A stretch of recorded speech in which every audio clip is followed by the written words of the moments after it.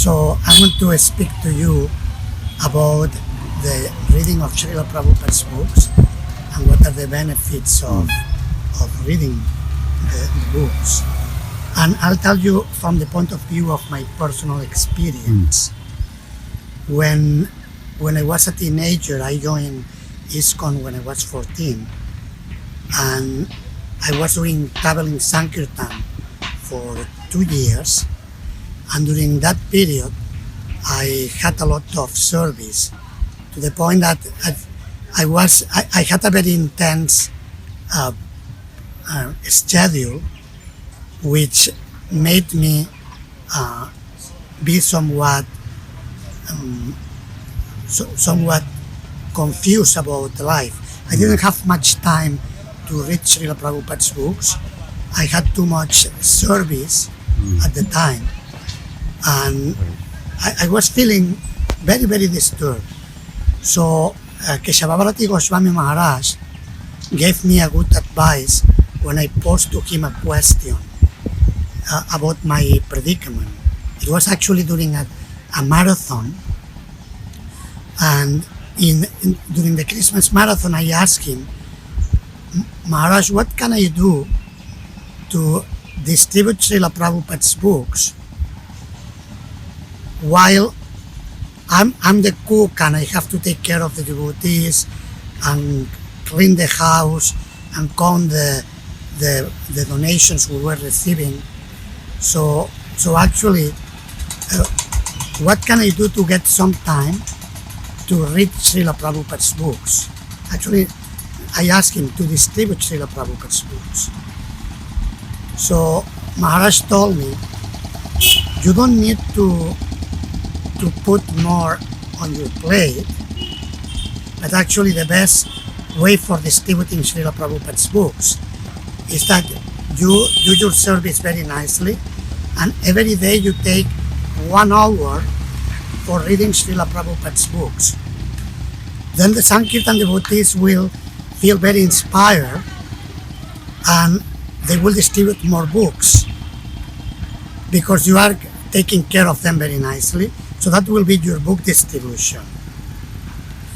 So I started to do that, and I actually felt very relieved because I already was overburdened by the amount of service I had, being a teenager taking care of a team of 12 or 14 devotees. It was really a lot on my plate, but at the time there was a lot of pressure for distributing Srila Prabhupada's books on top of doing the service. So that instruction Keshavabharati Maharaj gave me actually saved my life, I can say. Literally saved my life. And I started to read every day systematically 1 hour Srila Prabhupada's books, and it completely changed my consciousness.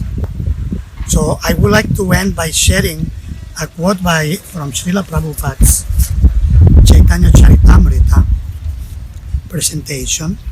This is the last verse of Madhya Lila, where there is a Srila Prabhupada's purport. It's chapter 25, text 278. And we find that Srila Krishnadas Kaviraj Goswami gives a very beautiful analogy. Please pay attention. Men become strong and stout by eating sufficient grains. But the devotee who simply eats ordinary grains but does not taste the transcendental pastimes of Lord Chaitanya, Mahaprabhu, and Krishna gradually becomes weak and falls down from the transcendental position. However, if one drinks but a drop of the nectar of Krishna's pastimes, his body and mind begin to bloom, and he begins to laugh, sing, and dance. And Srila Prabhupada's purport is very powerful on reading his books. It is short but very powerful. All the devotees connected with the Krishna consciousness movement must read all the books that have been translated. The Chaitanya Charitamrita, Srimad Bhagavatam, Bhagavad Gita, and others. Otherwise, after some time, they will simply eat, sleep, and fall down from their position.